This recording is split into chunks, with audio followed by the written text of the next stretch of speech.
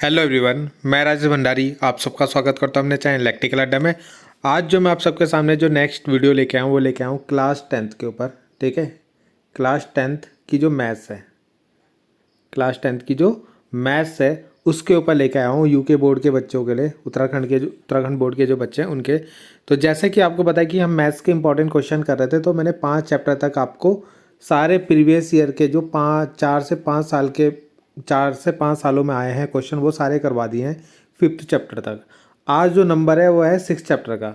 तो 6 चैप्टर के जो पिछले 4-5 सालों के जितने भी इंपॉर्टेंट क्वेश्चंस होंगे वो सारे इस वीडियो में आपके कवर हो जाएंगे। ठीक है, तो ये वीडियो आप लोगों के लिए बहुत इंपॉर्टेंट है क्योंकि आपको पता है 6 चैप्टर आपका बहुत ही ज़्यादा इंपॉर्टेंट है ना। तो इससे ही सबसे ज़्यादा क्वेश्चन आपके पूछे जाते हैं। ठीक है, और अच्छे क्वेश्चन पूछे जाते हैं इससे। बच्चों को बहुत टफ लगता है ये चैप्टर। ठीक है, बहुत से बच्चों को, ऐसे नहीं कि सभी को, तो बहुत से बच्चों को क्या होता है टफ लगता है। तो आप इतने क्वेश्चन इसके कर लोगे ना तो इनमें से ही 2-3 क्वेश्चन आपके आ जाएंगे एग्जाम में। ठीक है, क्योंकि हर साल यही क्वेश्चन रिपीट होते हैं इसके ज़्यादातर। ठीक, तो ये वीडियो जो है आप लोगों के लिए बहुत ही इंपॉर्टेंट होगी, तो आप लोगों को ये ज़रूर देखनी चाहिए और जितने भी पुराने पेपर आप लोगों को वो सॉल्व करने चाहिए। ठीक है, इससे आपको आइडिया मिलेगा कि पेपर किस तरीके से आएगा आगे। ठीक है, आपका हाफ ईयरली हो, प्री बोर्ड हो, फाइनल हो, किस तरीके से पेपर आएगा वो आपको आइडिया हो जाएगा। वरना क्या होता है, बहुत से बच्चों को आइडिया नहीं होता कि क्या क्या पेपर में आने वाला है। ठीक है, वो वैसे ही क्वेश्चन जो फालतू के क्वेश्चन होते हैं उनमें टाइम वेस्ट करते रहते हैं, मगर यही नहीं पता लगता कि पेपर में किस तरीके से क्वेश्चन आते हैं। ठीक है, पेपर का भी एक तरीका होता है बनने का जो सारे बच्चों को कवर किया जाता है। ठीक है, ऐसा पेपर बनाया जाता है जो सारे बच्चे उसको कवर कर लें। ठीक है, तो इसलिए पेपर को देखना ज़रूरी होता है, जो प्रीवियस ईयर के पेपर होते हैं। ठीक है, सभी प्रीवियस ईयर के पेपर को ज़रूर सॉल्व करते हैं। ठीक है, जब कम से कम आपको 4 से 5 सालों के तो करने ही चाहिए। बाकी देखते हैं, इसको स्टार्ट करते हैं। तो जैसा कि आपको क्वेश्चन दिख रहा होगा, एक ट्राइंगल है कि ए बी सी। ठीक है, ए बी सी ट्राइंगल है। ठीक है, जिसमें इसकी जो बी सी साइड है, वो कितनी है, 6 सेंटीमीटर की है। ए बी और ए सी के मिड पॉइंट से एक लाइन खींची जाती है। ए बी और ए सी के मिड पॉइंट से एक लाइन खींची जाती है।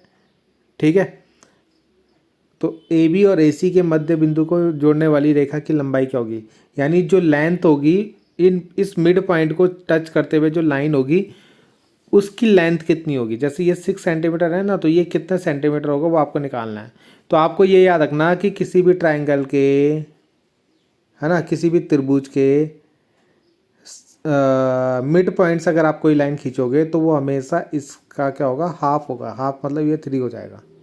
ठीक है, अगर ये 6 है तो ये 3 हो जाएगा। अगर ये 9 है ना, तो उसका हाफ कर देना, 2 से डिवाइड कर देना, 4.5 हो जाएगा। ठीक, तो इसका आंसर मतलब क्या हो जाएगा, सेकंड ऑप्शन सही हो जाएगा इसका, 3 वाला। ठीक है, तो अगर ये 6 है तो ये कितना हो जाएगा, 3 हो जाएगा आपका, यानी हाफ होता है आपका। मिड पॉइंट से जो लाइन जाती है ना वो उसका हाफ हो जाएगा। तो पहला क्वेश्चन ईजी था। ठीक है, तो अगला क्वेश्चन जो यहाँ पे है आपको गिवन कि एक ए बी सी डी एक ट्रेपेजियम है। ट्रेपेजियम मतलब समलम।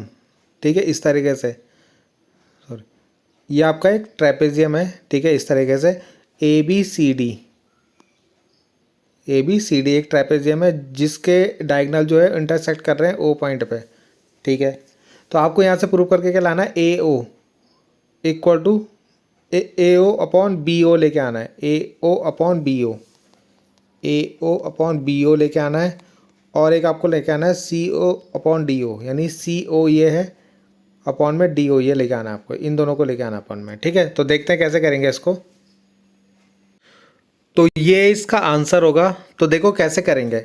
एक चीज़ है जो आपको क्वेश्चन में दिया है ना, वो आपको दिया है कि ए ओ अपॉन लाना है आपको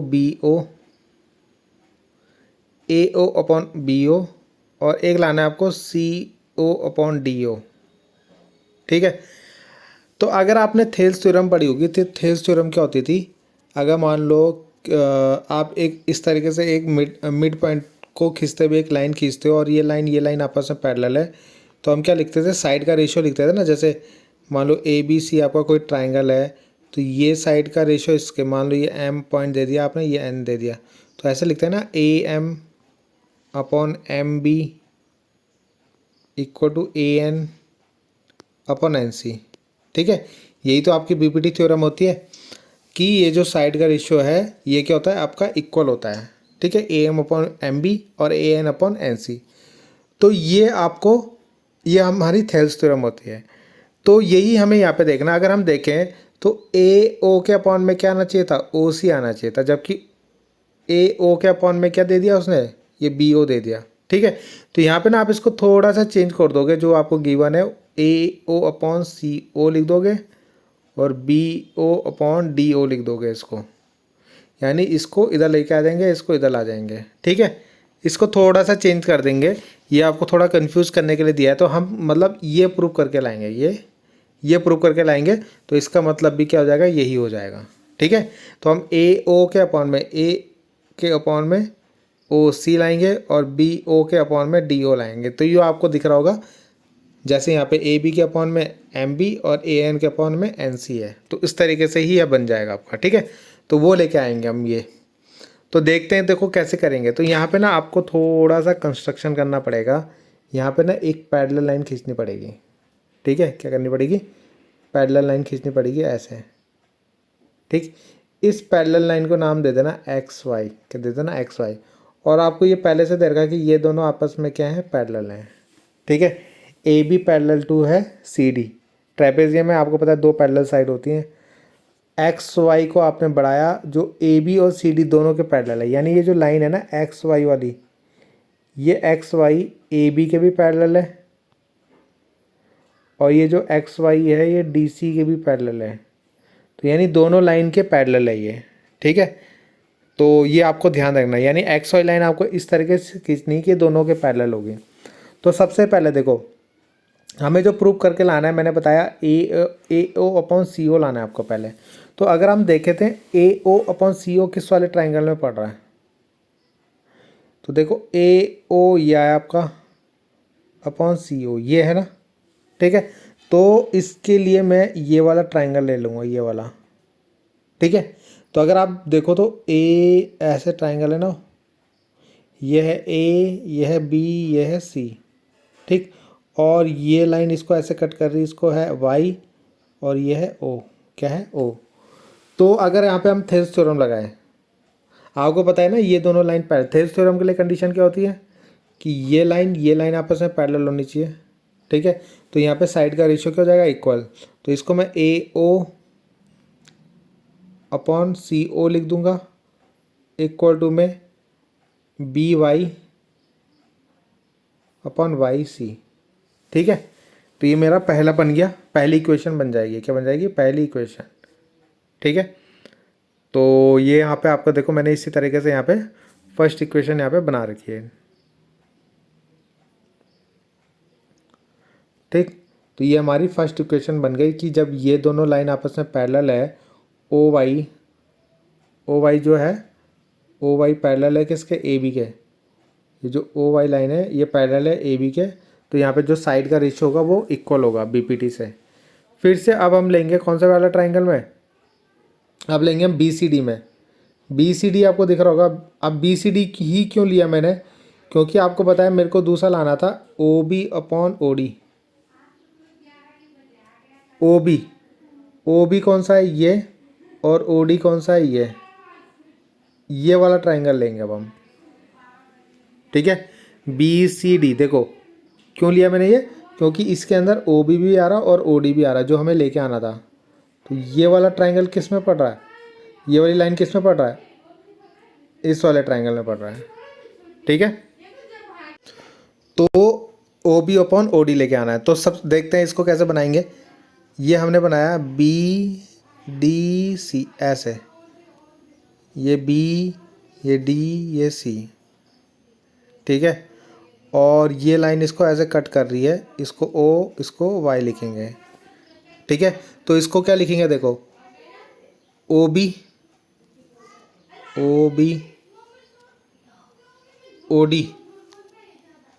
ओ D equal to B Y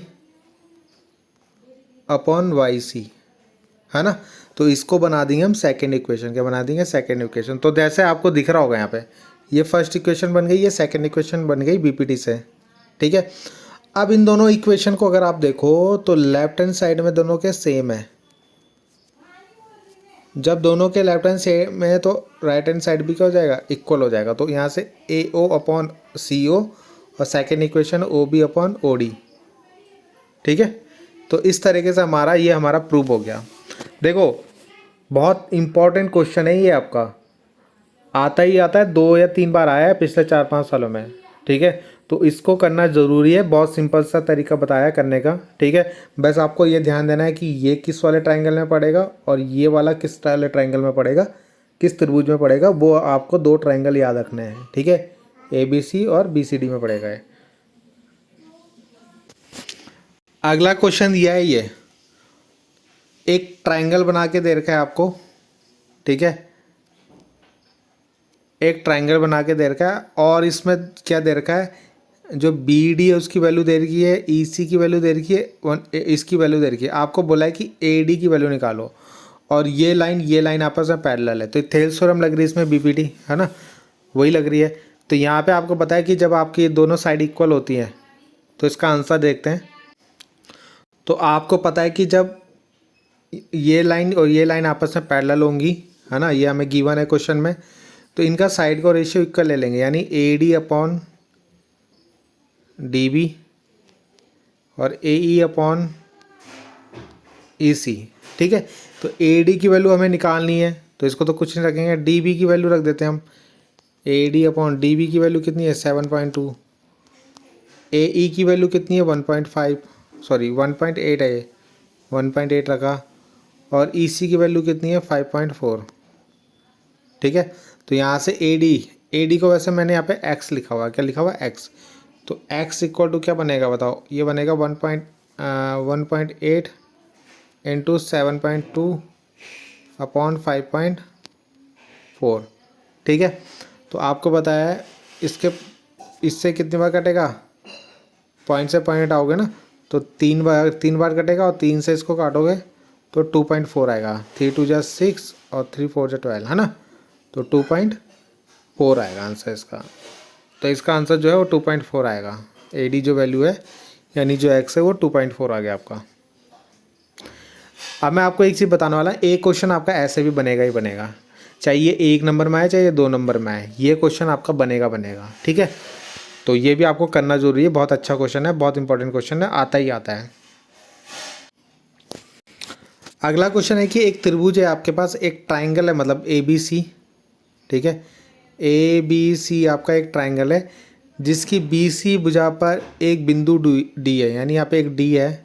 ठीक, वो इस प्रकार से है कि ADC यानी ADC ये वाला एंगल BAC ये पूरे एंगल के इक्वल है, यानी ये दोनों एंगल इक्वल दे रखे हैं। और आपको प्रूव करना है ये CA² equal to CB dot CD। ये भी तो इतना इंपॉर्टेंट क्वेश्चन है आपका, पूछा जाता है। ठीक है, तो इसको भी करना आपको ज़रूरी है। जितने भी क्वेश्चन मैं करा रहा हूँ ना, ये आपके आने ही आने, मतलब ऐसे क्वेश्चन है ये। ठीक है, तो यहाँ पे देखो कैसे करेंगे इसको। सबसे पहले देखेंगे, देखो हमें बोला था हमें प्रूव करना है ये CA² CB डॉट CD। ठीक है, तो आप इसको क्या करोगे, इसको देखो कैसे करेंगे। इस CA² को ना 2 बार लिख दो, CA into CA CB dot CD लिख दिया मैंने 2 बार। इसको इसके डिवाइड में ले जाओ और इस CB को CA के डिवाइड में ला जाओ, यानी ये CD को लेके आओ। ठीक है, CA अपॉन CD और यहाँ CB पहले से है, उसके डिवाइड में ले जाओ CA को। ठीक है, आया समझ में। यानी जो हमें क्वेश्चन में ये दे रखा था ना, ये प्रूव करने के लिए, तो उसको मैंने ऐसे बना लिया, यानी एक C को ये रखा, एक C को CB के डिवाइड में लगा और यहाँ से CD को इसके डिवाइड में ला गया। ठीक है, तो ये मतलब हमें CA अपॉन CD और CB अपॉन CA ये देखना है किस वाले ट्राइंगल में पड़ेगा। तो देखो CA ये है आपका और CD ये, यानी मतलब एक ट्राइंगल तो आपको ये वाला लेना है। दूसरा है CB कहाँ है, ये बड़ा वाला, और CA, यानी एक आपको ये बड़ा वाला ट्राइंगल लेना पड़ेगा क्योंकि बड़े वाली साइड आ रही है इसमें। तो यहाँ पे दो ट्राइंगल जो हम लेंगे, एक तो लेंगे ABC बड़ा वाला ट्राइंगल और एक लेंगे ADC ये छोटा वाला ट्राइंगल, है ना, DAC या ADC आप इसको लिख सकते हो। तो ये बड़ा वाला ट्राइंगल और एक छोटा वाला ट्राइंगल, इन दोनों ट्राइंगल को देखेंगे और इसको करेंगे हम सिमिलर। क्या करेंगे? सिमिलर। ठीक है, अब हम देखो सिमिलर कैसे करेंगे। एक तो आपको ये वाला एंगल, छोटे ट्राइंगल का ये वाला एंगल और बड़े ट्राइंगल का ये वाला एंगल इक्वल दे रखा था क्वेश्चन में, तो ये हमें गिवन है, लिख दिया मैंने। कैसे लिखा है इसको? BAC, ये वाला एंगल था ना उसको बीच में रखा, देखो BAC। हमें दे रखा एक D, तो यहाँ पे लिखा ADC, तो ये हमें गिवन है। ठीक है, अगला है ACB। ये वाला एंगल, बड़े वाले ट्रायंगल का ये एंगल और छोटे वाले ट्रायंगल में देखो ACD, ये तो दोनों में आ रहा है ना ये वाला एंगल, तो इसलिए कॉमन हो गया, यानी उभयनिष्ठ हो गया। तो जब ये दोनों ट्रायंगल के अंदर आ रहा है, ठीक है, तो इसका मतलब ये दोनों इक्वल हो गए। अब जैसे ही हमारे दो एंगल इक्वल है, एक एंगल ये एक एंगल ये इक्वल हो गए, तो ये दोनों ट्रायंगल सिमिलर हो जाएगा, यानी तीसरा एंगल खुद ही अपने आप ही हो जाता है। ठीक, तो इसको हमने सिमिलर लिख दिया। क्या लिख दिया? सिमिलर। ये सिमिलर का साइन होता है यहाँ पे, किससे हुआ? ये एंगल से हो गया। ठीक है, अब जो आपका एंगल क्राइटेरिया है ना, उससे ही हो जाएगा आपका। अब हम इसको कैसे लिखेंगे? आपको पता है जब भी दो ट्रायंगल सिमिलर हो जाएंगे तो उनका जो करस्पॉन्डिंग साइड्स होती है ना, संगत भुजाएं जो होती है, उनका अनुपात बराबर होता है। तो यानी एक ट्रायंगल की हमने साइड ली CD, बड़े वाले ट्रायंगल की, ठीक है, और छोटे वाले ट्रायंगल की साइड ली CD, तो CA/CD। ठीक है, छोटे वाले ट्रायंगल की साइड CD और बड़े वाले ट्रायंगल की साइड CA। फिर हमने क्या करा? बड़े वाले ट्रायंगल की साइड ली CB और छोटे वाले ट्रायंगल की साइड ली CA। ठीक है, तो उसके बाद क्या करना है आपको? जब आप ये लिख दोगे, है ना, ये लिख दोगे, लिखने का तरीका आपको पता होना चाहिए कैसे लिखना है ये। ठीक है, तो यहाँ से क्या करो? CA और CA की मल्टीप्लाई कर दो, CA² और यहाँ पे CB × CD, इसको मल्टीप्लाई में लिख दो। ठीक है, तो ये आपका आंसर आ जाएगा। तो यही हमें प्रूव करके दिखाना था। तो इस तरीके से क्वेश्चन करना है। ठीक है, बहुत इंपॉर्टेंट क्वेश्चन है, ये ज़रूर कर लेना आप लोग इसको। नेक्स्ट क्वेश्चन देखते हैं। अगला क्वेश्चन जो है यहाँ पे आपका, देखो जैसे आपको ये डायग्राम दिख रहा होगा, ठीक है, तो LM जो है वो पैरेलल दे रखा है CB के और LN जो है वो पैरेलल दे रखा है CD के। ठीक, तो यहाँ पे भी आपकी BPT थ्योरम से ये सॉल्व होगा, जहाँ पे आपको AM/AB और AN/AD आपको प्रूव करके दिखाना है। ठीक है, तो ये क्वेश्चन देखते हैं इसको कैसे करेंगे। तो ये है इसका आंसर। तो LM जो है, अगर मैं देखो LM जो है वो किसके पैरेलल दे रखा है? CB के पैरेलल दे रखा है। ठीक है, तो यहाँ पे उसके बाद आपको एक LN दे रखा है, किसके? CD के पैरेलल दे रखा। तो पहले मैं एक ट्रायंगल लूँगा जिसमें LM जो होगा किसके? CB के पैरेलल होगा। ठीक है, अब यहाँ पे एक चीज़ और है, आपने थेल्स थ्योरम में अभी मैंने आपको बताया था, जैसे कोई ट्रायंगल है और उसको कोई उसके मिड पॉइंट से आपने एक लाइन खींची, मान लो ये ABC है और ये M और N है पॉइंट, तो हम इसको क्या लिखते थे कि ये दोनों अगर लाइन पैरेलल हैं तो इसको हम ऐसे लिखते थे ना, AM/MB = AN/NC। तो एक तरीका तो ये होता है लिखने का, इसको ऐसे भी लिखते हैं। ठीक है, AM/AB भी लिख सकते हैं, AM/AB और AN/AC। ठीक है, अभी मैंने लिखा, पहले हमने लिखा AB/MB और AN/NC, ये लिखा। दूसरे में हम ऐसे भी लिख सकते हैं कि AM/AB और AN/AC पूरा। ठीक है, तो हमें इस वाले क्वेश्चन में यही करना है, AM/AB पूरा लेके आना है और AN/AD पूरा। ठीक है, तो जो सेकंड तरीका है उससे हम इसको प्रूव करना है इसको। तो यहाँ पे देखो, दोनों तरीके से आप लिख सकते हो वैसे इसको। ठीक है, कोई दिक्कत नहीं है। तो यहाँ पे जो आपको लेके आना है वही हम इसमें निकाल के दिखाएंगे आपको। ठीक है, तो यहाँ पे क्या है, करना वैसे ही है, तो सबसे पहले मैं ये वाला ट्रायंगल लेता हूँ, कौन सा, ये वाला, ठीक है। तो इस वाले ट्रायंगल को मैं ऐसे बना लेता हूँ, एक ए है, एक बी है और एक सी है, और ए सी लाइन और ए बी लाइन इस तरीके से, ये पॉइंट एम है और ये पॉइंट एल दे रखा है, ठीक। अब आपको पता है पहला लाना है मेरे को A M upon A B, A M upon A B, तो यानी A M upon A B यानी पूरा, ठीक है। तो कैसे आएगा ये, तो आपको पता है कि ये जो एम एल है वो क्या है, पैरेलल है किसके, बी सी के, ये दे रखा है एल एम पैरेलल है बी सी के, क्वेश्चन में दे रखा है। तो इसका मतलब इसका जो साइड का रेशियो होगा वो क्या होगा, इक्वल होगा। तो इसको मैं ऐसे लिख दूंगा ना, ए एम अपॉन पूरा ए बी, ठीक है। यहाँ पे मैंने एम बी लेके कर दिया, ठीक है, कोई नहीं, आप इसको एम बी भी लिख सकते हो और ए बी भी लिख सकते हो, ठीक है। A M upon A B लिख दूंगा, है ना, ये याद रखना, एम बी की जगह ए बी हमारा क्या है, ए बी, ठीक। और ए एल अपॉन ए सी, ठीक है, क्या है, A M upon A B, A L upon A C, इस तरीके से लिख सकते हैं हम इसको। तो ये फर्स्ट इक्वेशन हो जाएगा आपका, ठीक है। तो ये पहले वाले ट्रायंगल से हमारा निकल गया, ठीक है। यहाँ पे याद रखना ये ए बी है और ये ए सी हो जाएगा आपका, ठीक है। अगला फिर से लेंगे हम जिसमें ये दोनों आपको इक्वल दे रखा है, तो वो वाला ट्रायंगल ले लेंगे, ए डी सी, तो ये पॉइंट हो गया इसका डी और ये पॉइंट हो गया एल। तो आपको यहाँ पे दे रखा है कि ये दोनों लाइन आपस में पैरेलल है, दे रखा है L N parallel to C D, तो इसका मतलब यहाँ पे भी साइड का रेशियो इक्वल हो जाएगा, यानी A D upon, sorry A N था, ठीक है, ए एन, एन है आपका, ठीक है, A N upon A D equal to A L upon A C, ठीक है।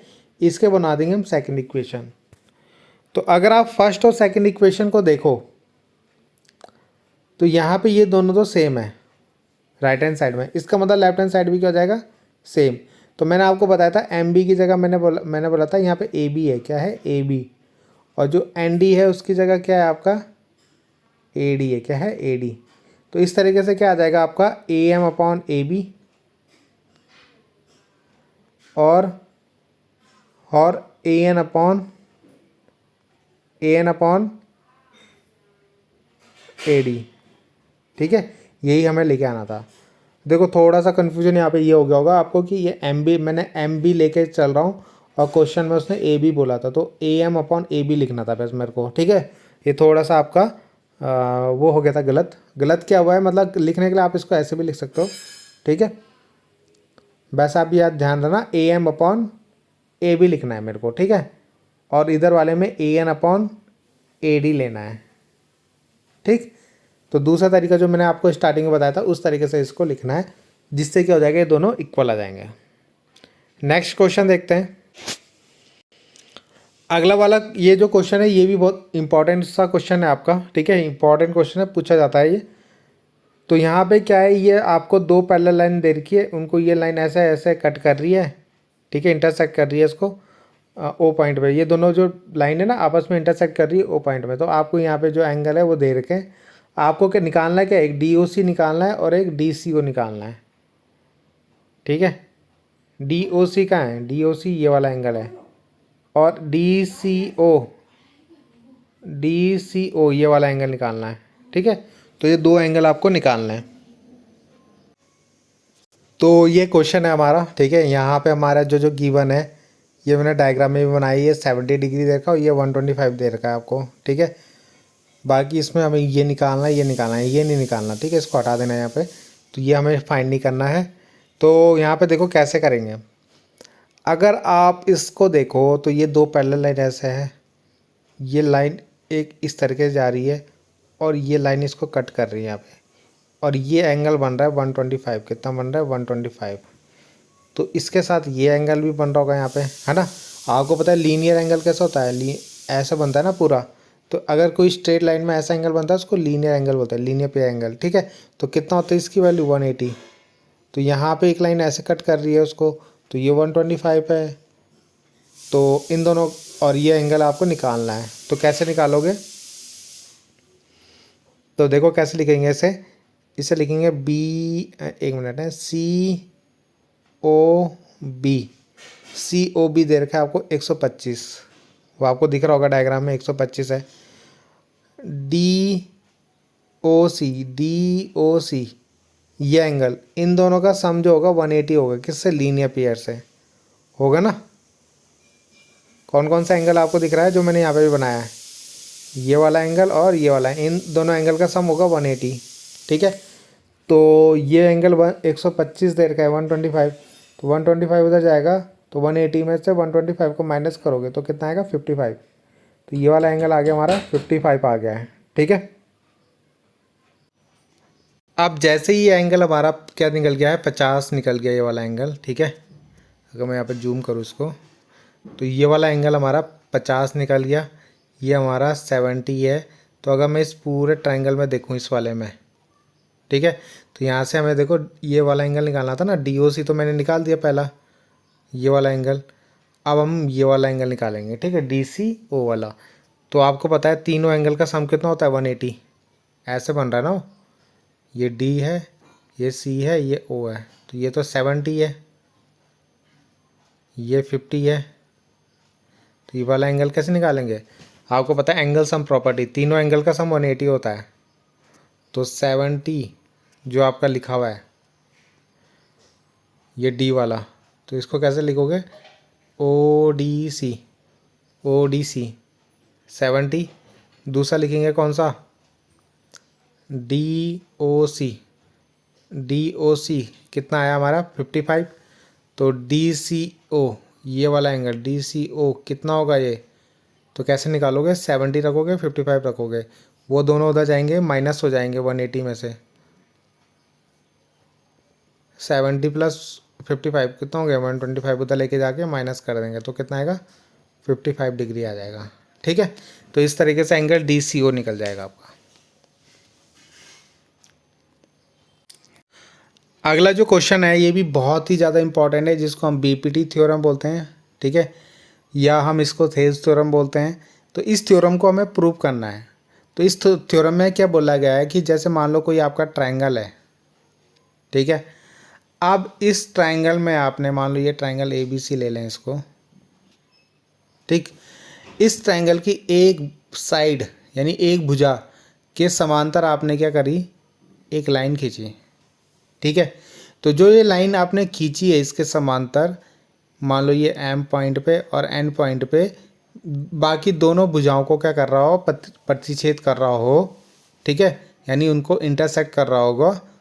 इंटरसेक्ट बोलो, ठीक है, इंटरसेक्ट कर रहा हो। तो यहाँ पे जो इनकी साइड का जो रेशियो होगा, यानी AM upon MB equal to AN upon NC, ये इक्वल होगा कि, तो ये हमें प्रूव करके दिखाना है। ठीक है, तो ये पूरी डेरिवेशन है इसकी। तो देखते हैं कैसे करेंगे इसको। तो यहाँ पे जैसा आपको दिख रहा होगा, यहाँ पे मैंने बनाया एक ट्रायंगल ABC और उनके पैरेलल एक लाइन, इस साइड के पैरेलल हमने एक लाइन खींची DE। कौन सी? DE, एक लाइन खींची। ठीक है, तो हमें प्रूव करके ये लाना है कि AD अपॉन DB और AE अपॉन EC, ये हमें प्रूव करके लाना है। ठीक है, अब यहाँ पे आपको करना क्या है? यहाँ पे आपको थोड़ा सा कंस्ट्रक्शन करना है, ज्वाइन करना है BE को, B से E को मिलाना है और C से D को मिलाना है। ठीक है, उसके बाद आपको क्या करना है? DM जो है परपेंडिकुलर होगा AC पे, यानी यहाँ से आपको एक परपेंडिकुलर डालना है, किसमें? AC लाइन में, D से M। ठीक है, उस पॉइंट को M नाम दे देंगे। और एक आपको डालना है EN, एक परपेंडिकुलर यहाँ से यहाँ डालना है EN। ठीक है, तो इस पॉइंट को नाम दे दो M, इस पॉइंट को नाम दे दो N। तो इस तरीके से बनेगा ये। ठीक है, ये डायग्राम आपको बनाना है। पहले हमने क्या करा? B से E को मिलाया, C से D को मिलाया, फिर D से M के ऊपर एक परपेंडिकुलर डाला, E से N के ऊपर एक परपेंडिकुलर डाला। ये डायग्राम में आपको बनाना है। ठीक है, अब ये करना कैसे है? तो सबसे पहले अगर हम देखें area of triangle A B C, ये हमारा ट्रायंगल है ए डी ई, ठीक है। यहाँ पे ना ई से एन पे एक परपेंडिकुलर जा रहा है, ई से एन पर एक परपेंडिकुलर जा रहा है ना, ये देखो ई एन, ठीक है। तो ये जो परपेंडिकुलर जा रहा है, ठीक है, एन, तो हमें यहाँ पे देखो क्या लगाना है, area of triangle A D C लगाएंगे। जब हम area of triangle A D C, तो यहाँ पे होता है 1/2 बेस इंटू हाइट, एरिया निकालेंगे ना हम इसका, तो 1/2 बेस कितना है इसका, बेस कौन सा होगा बताओ, जिस पे परपेंडिकुलर पड़ रहा है। तो यानी ए डी जो है वो हमारा बेस है, क्या है, बेस, तो हमने लिख दिया बेस यानी आधार, ठीक है। दूसरा हाइट, हाइट क्या होगा हमारा ई एन, क्या होगा ई एन, ई एन जो है हमारा हाइट है ना। जैसे मान लो ये ट्रायंगल होगा ए डी ई, तो ए डी ये हमारा 90 डिग्री बताओ, ये जो डी सी है हमारा, ये बेस हो गया और ये हमारा क्या हो गया, हाइट हो गया, ठीक है। तो इस तरीके से हमने क्या करा यहाँ पे, बेस हमने ए डी ले लिया और हाइट हमने ई एन ले लिया, ठीक। अब हम लगाएंगे फिर से एक एरिया लेंगे D B C, B D C, B D E, sorry B D E वाला ट्रायंगल लेंगे हम, ये वाला नीचे वाला, ठीक है।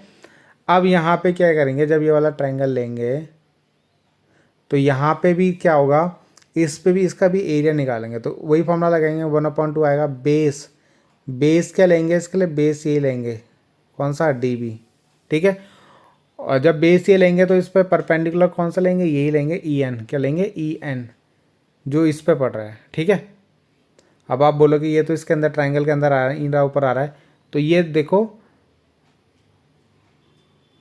ये जो ये वाला ट्रायंगल है, तो इस पे ई एन ही परपेंडिकुलर पड़ रहा है, देखो अगर आप ये साइड लो तो इसी में पड़ रहा है ना ये, तो इसीलिए इसको हमने क्या करा, ई एन साथ में ले लिया इसका, इसी का हाइट मतलब इसी की हाइट का काम करेगा। तो बेस तो हम इसका लेंगे डी बी और हाइट लेंगे ये ई एन, ठीक है।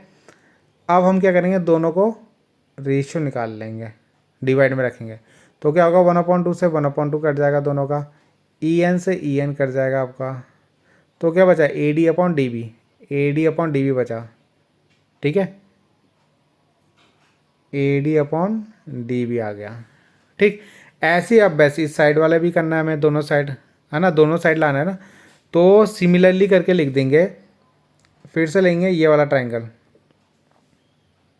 ये जो ट्रायंगल है ना हमारा ए डी ई, अब की बार ये वाला परपेंडिकुलर लेंगे जो यहाँ एम पे पड़ रहा है, इससे पहले वाले में हमने ई एन लिया था दोनों में, अब की बार हम क्या लेंगे, ये जो डी एम पड़ रहा है ना परपेंडिकुलर, ये लेंगे, ठीक है।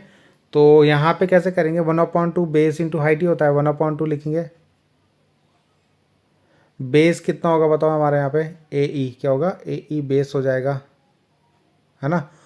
और हाइट कितना लेंगे यहाँ पे, डी एम, क्या लेंगे, डी एम हाइट लेंगे, क्योंकि यही पड़ रहा है ना इसमें परपेंडिकुलर, देखो, तो डी एम हमारा हाइट हो गया। तो triangle A D C, A D sorry A D E के लिए बेस और हाइट, ठीक है, आधार और ऊंचाई, ये हमने ले लिया, ए ई और डी एम, ए ई हो गया और डी एम ही हो गया, ठीक। ऐसी ये जो ट्रायंगल बन रहा नीचे है, जैसे हमने इससे पहले वाले में ये वाला लिया था, ये वाला, अब की बार हम कौन सा ले रहे हैं, ये वाला ले रहे हैं, ठीक है, ये वाला ट्रायंगल लेंगे।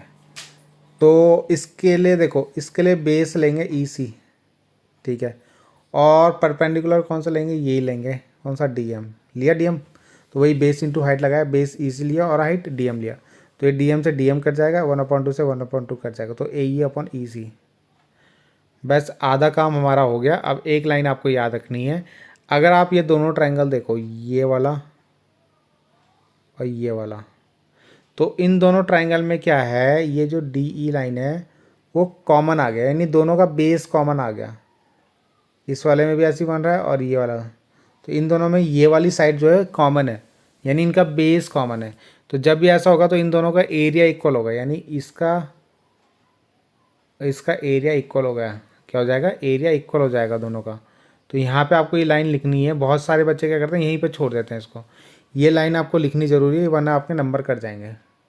ठीक है भाई, तो ये लाइन आपको लिखनी है कि जो ये वाला ट्राइंगल है और ये वाला ट्राइंगल है, इन दोनों का सेम बेस है, तो इसलिए दोनों का एरिया क्या होगा, इक्वल होगा। अब हमने दोनों का एरिया इक्वल क्यों लिया है, तो अगर आप देखो यहाँ पे भी ए डी ई आ रहा है, यहाँ पे भी ए डी आ रहा है, मगर इनके बेस दोनों के अलग आ रहे हैं। ठीक है, इसमें बी डी ई आ रहा है, इसमें डी ई सी आ रहा है। तो अगर हम इसको सॉल्व करने जाएंगे तो हम क्या करेंगे, अब दोनों का एरिया इक्वल हो गया, इसका भी और इसका भी। तो जब दोनों का एरिया इक्वल हो गया है तो ऊपर वाला तो सेम है दोनों का, तो नीचे वाला भी दोनों का सेम हो जाएगा, तो यानी ये पूरा ही सेम हो जाएगा लेफ्ट हैंड साइड आपका। ठीक है, तो जब एल एच एस इक्वल हो जाएगा तो इसका मतलब आर एच एस भी क्या हो जाएगा, इक्वल। तो इन दोनों को हम इक्वल लिख देंगे यहाँ पे। तो वही मैं लिखा हुआ कि इक्वेशन और इक्वेशन 2 इक्वेशन 3 से ये क्या हो जाएगा, ये इसके बराबर हो जाएगा। जब ये दोनों आपस में बराबर हैं तो इसका मतलब ये दोनों भी आपस में बराबर हो जाएंगे। तो इस तरीके से हमारी थेल्स थ्योरम जो है, बीपीटी थ्योरम है, वो आपकी प्रूव हो गई। बहुत सिंपल तरीके से करवाई है और बहुत सिंपल भी है आपकी। ठीक है, अगला है ये क्वेश्चन। ये क्वेश्चन भी बहुत ही बार आपसे पूछा जाता है, आपके एग्जाम्पल का ये क्वेश्चन है आपकी बुक में। तो आपको यहाँ पे सिद्ध करना है P Q O R S O. ठीक है, इन दोनों को सिमिलर करना है, यानी सिमिलर करना है आपको, समरूप करना है आपको। ठीक है, और आपको दे रखा है कि जो पी क्यू है वो आर एस के समांतर है, पैरेलल है, यानी ये दोनों लाइन आपस में पैरेलल है। यही क्वेश्चन अभी दूसरे तरीके से पूछा जाएगा पीछे, तो देख दोनों तरीके से मैं इसको करा दूंगा। तो यहाँ पे ये क्वेश्चन पूछा गया है, तो देखते हैं इसको कैसे करेंगे। तो आपको ये दोनों ट्राइंगल सिमिलर करने हैं, है ना। तो सिमिलर के लिए आपको पता है, आप या तो क्या कर सकते हो, एंगल इक्वल ला सकते हो, साइड इक्वल ला सकते हो। ठीक है, तो ये चीज़ें आप इक्वल ला सकते हो। तो यहाँ पे क्या होगा, एंगल से इक्वल हो जाएगा। ये कैसे, अगर आप ये देखो कि ये दोनों साइड इक्वल दे रखी थी आपको। ठीक है, तो अगर आप इन दोनों ट्राइंगल को देखो जिनको हमें सिमिलर करना है, तो यहाँ पे क्या क्या इक्वल है, एक तो ये वर्टिकल अपोजिट एंगल से इक्वल हो जाएगा, है ना। इस तरीके से ये एंगल इसके इक्वल हो जाता है, जिसको हम शीर्षाभिमुख कोण बोलते हैं हिंदी में। अगला एंगल पी, ये जो एंगल पी है, कौन सा, ये एंगल पी और एंगल एस, ये आपस में इक्वल होगा। क्यों, क्योंकि पी क्यू और आर एस ये दोनों पैरेलल साइड हैं, इनको ये लाइन कट कर रही है, तो ये जो एंगल बनेगा और ये जो एंगल बनेगा वो इक्वल हो जाएगा आपका अल्टरनेट एंगल से। ठीक है, अगला है एंगल क्यू, ये इक्वल हो जाएगा, तो ये भी ऐसी है, ये इसको कट कर रही, तो ये वाला एंगल इसके और ये इसके बराबर हो जाएगा, यानी क्यू किसके बराबर हो जाएगा, आर के बराबर हो जाएगा। तो तीन चीज़ें, तीन एंगल हमने इक्वल कर दिए, तो इसलिए सिमिलर हो जाएगा एंगल क्राइटेरिया से। ठीक है, देखते हैं नेक्स्ट क्वेश्चन। अगला जो क्वेश्चन है उसमें क्या है, O A into O B equal to दे रखा है ओ सी इंटू ओ डी। ठीक है, ये हमें गिवन है। आपको प्रूव क्या करना है यहाँ पे, कि जो एंगल ए है ये वाला, वो सी के इक्वल है। ठीक है, और एंगल बी है वो डी के इक्वल है। तो ये हमें इसमें प्रूव करना है। ठीक है, तो देखते हैं कैसे करेंगे। तो जैसा कि आपको क्वेश्चन में दिख रहा होगा, जो गिवन है और जो हमें लाना है वो मैंने दोनों लिख दिया। तो आपको दे रखा था O A O B equal to O C O D. तो इसको ना थोड़ा सा चेंज कर लो, ओ ए के डिवाइड में ओ सी लेके आ जाओ, ओ ए के डिवाइड में ओ सी, और ओ डी के डिवाइड में लेके आ जाओ ओ बी, क्या लेके आ जाओ, ओ बी। ठीक है, तो इस तरीके से मैंने लिख लिया और ये मेरी बन गई फर्स्ट इक्वेशन। यानी जो ओ ए है वो ओ ए अपॉन ओ सी, और जो ओ डी है वो ओ बी के अपॉन में मैंने लिख दिया इसको। अब इसको ऐसे लिख के क्या फ़ायदा होगा आपका, देखो जब मैं ये वाला ट्रायंगल लूँगा और एक ये वाला ट्रायंगल लूँगा, ठीक है, ए ओ बी और सी ओ बी, ये दोनों ट्रायंगल लेंगे। तो यहाँ पे आपको क्या करना है, पहली चीज़ तो हमारा यहाँ से ये इक्वल हो गया कि ओ ए, इस वाले ट्रायंगल की साइड ओ ए और इस वाले ट्रायंगल की साइड ओ सी का रेशियो इक्वल है ना। और दूसरा है इस वाले ट्रायंगल की साइड ओ डी और इस वाले ट्रायंगल की साइड ओ बी, इनका रेशियो भी इक्वल है। तो ये बन गई मेरी, अच्छा ये फ्रॉम इक्वेशन 1 से, इक्वेशन 1 से लिख दिया मैंने, है ना। कौन कौन से ट्रायंगल ले रहा हूँ मैं, ये वाला और ये वाला ट्रायंगल ले रहा हूँ, ठीक है। तो जो मैं हमें क्वेश्चन में गिवन था उससे मैंने ये बना दिया। अब आपको देखो साइड का रेशियो मिल गया, एक एंगल आप अगर इक्वल आ जाओ, ये एंगल इसके इक्वल होगा ना वर्टिकल अपोजिट से, A O D equal to C O B. तो जैसे ही आपने ये दोनों ये एंगल इक्वल लिख दिया, यहाँ से क्या आ जाएगा कि ये दोनों ट्रायंगल के हो गए सिमिलर, क्योंकि दो साइड का रेशियो है ना और उनके बीच का एंगल इक्वल आ गया ना, साइड एंगल साइड से। तो ये दोनों ट्रायंगल के हो गए सिमिलर हो गए, ये ट्रायंगल सिमिलर हो गए। तो जैसे ये सिमिलर हो जाएंगे उसके बाद जो उसके क्रॉसपॉन्डिंग पार्ट्स होते हैं वो सारे इक्वल हो जाते हैं। जब दो ट्रायंगल सिमिलर हो गए तो बाकी जो एंगल्स होंगे वो इक्वल हो जाएंगे। तो एंगल कौन सा बचा, ये तो अभी हमने प्रूव कर लिया था, ये तो हमें पता है कि ये दोनों इक्वल हैं। तो एंगल ए एंगल सी के बराबर हो जाएगा और एंगल बी एंगल डी के इक्वल हो जाएगा, ठीक है। तो यही हमें यहाँ पे लिखना था, ठीक। तो इतने ही क्वेश्चन थे आपके, जो आपके इम्पोर्टेंट क्वेश्चन 6 चैप्टर से आए हैं, ठीक है, पिछले 4-5 सालों में, ठीक है। तो इन क्वेश्चनों को आपको करना ज़रूरी है, तो इन क्वेश्चनों को करिए। इसके बाद जो नेक्स्ट वीडियो बनेगी वो बनेगी 7 चैप्टर पे, ठीक है।